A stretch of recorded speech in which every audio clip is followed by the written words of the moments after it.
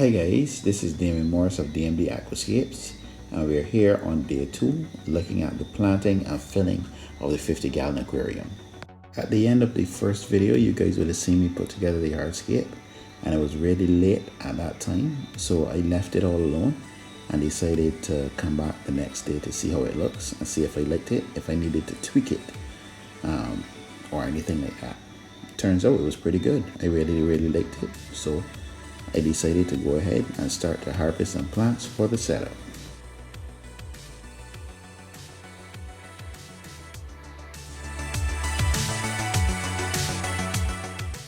Okay, so then I headed outside to my holding / quarantine / grow tank. This tank is a rimless 25-gallon tank that was done for me by Odo's Aluminum and Glass, and it has really stood the test of time. It was done in 2016 as a donation as part of an aquascaping setup that I did for Girlfriend's Expo of that year. And since then, it spent its life at my house, basically fulfilling all 3 purposes. It's been a holding tank for fish and plants. It's been a quarantine tank for fish for myself as well as for clients. And it has also been a grow for plants for quite a few years actually. Because it's a utility tank, it's bare bottom to make it easy for cleaning and to ensure proper water conditions for all the inhabitants of the tank, including the plants.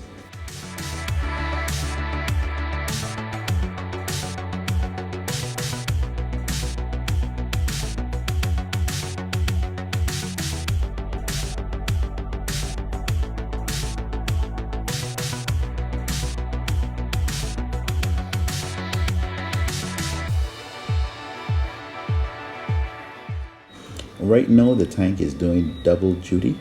It's a holding tank for the fish. As you can see, that angel there is currently watching every move I'm making because he probably thinks it's going to be feeding time shortly. And it's holding some, well, it's a growth for plants as well, as you can see here. Now because I'm growing up plants, it's currently being lit by a Finnex Ray 2, which is Finnex's highest power value light available on the market. And then there's a CO2 system in the back bubbling away for optimal plant growth. I'm checking here to figure out exactly which plants I want to put into the 50-gallon. Not that I'm spoiled for choice, but I'm looking for the healthiest plants to start with so that they'll transition easier. For the best chances of success when one is planting a tank, it's best to start with as many plants as possible and as healthy plants as you can possibly get your hands on.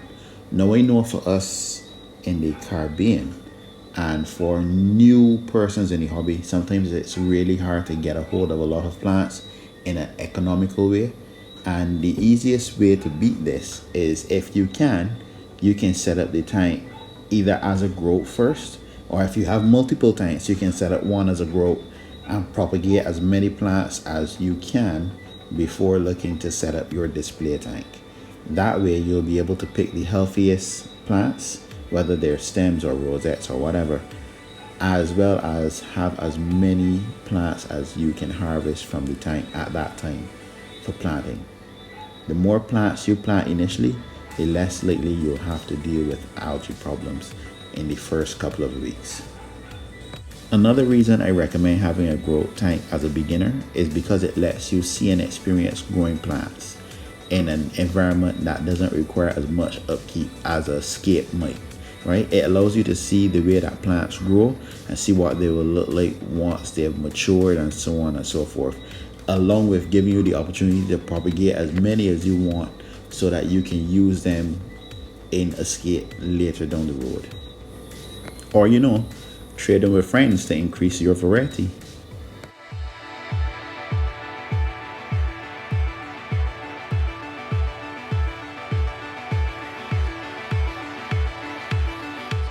Okay, so I'm going to time lapse it for you guys because this process, like many others, took up quite a bit of time.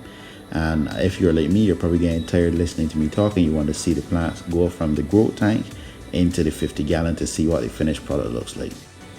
It was taking so long, even the lights went off. I had to go and turn them back on manually.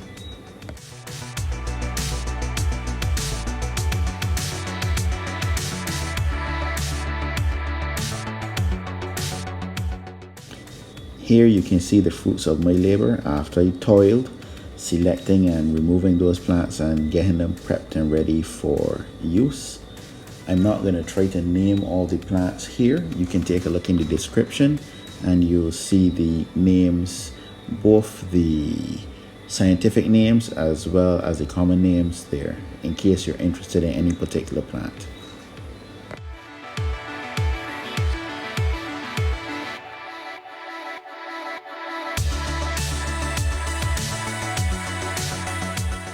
Process of planting out the plants actually took about 3 hours, give or take about 15 minutes or so.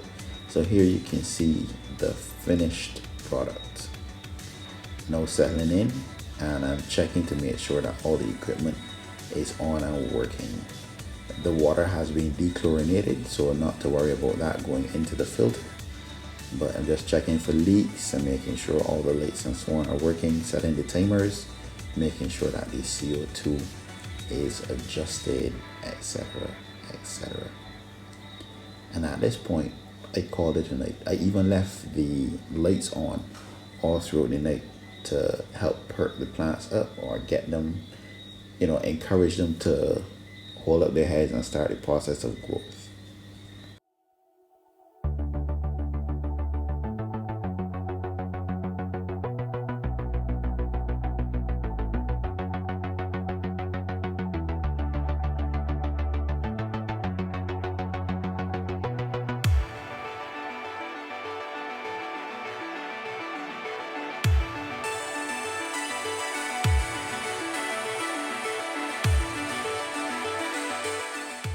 Okay guys, let me place my disclaimer here.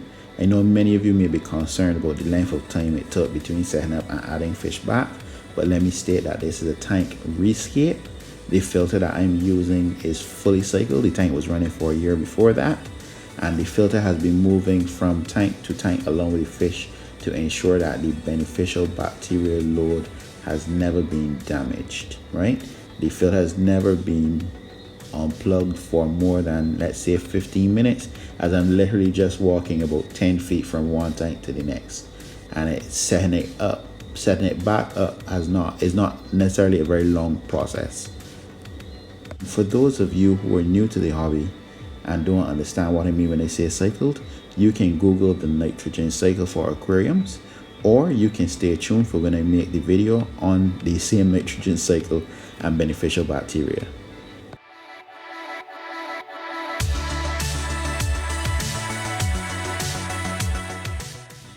The fish that were added to the 50-gallon are as follows. There are 4 angelfish, assorted angelfish, 8 Pristella tetras, 2 of which are albinos from a group that I had a long time ago, 1 female German blue ram. Unfortunately, her mate passed away before we were able to add them both to the tank, and 3 dwarf neon rainbows. Last but not least, I was gifted from a great friend of mine in the hobby, Mr. Kerry Mathrin, the owner of the Bajan Plug Pet Shop. He has a special super orange line of Ancestrus, and I was gifted one of them for this tank. Speaking of special gifts, on the left side of the tank, right in the crook of the wood where the wood meets the stones, there's a large piece of Java Fern Thor's hammer there. That was gifted to me by Mr. Ryan Doughton. Thanks so much for assisting with the build, guys.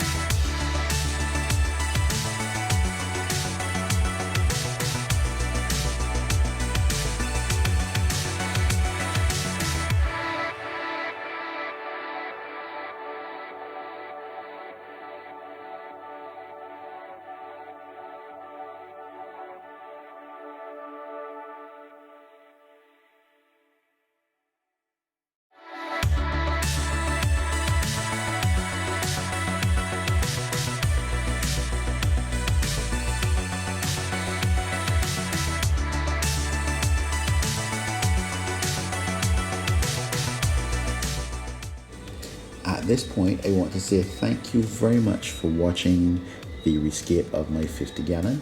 I hope you enjoyed it as much as I enjoyed building it. Please like and subscribe if you enjoyed the content. And in going forward for 2021, we're going to be looking at adding another style of video to the channel. Stay tuned.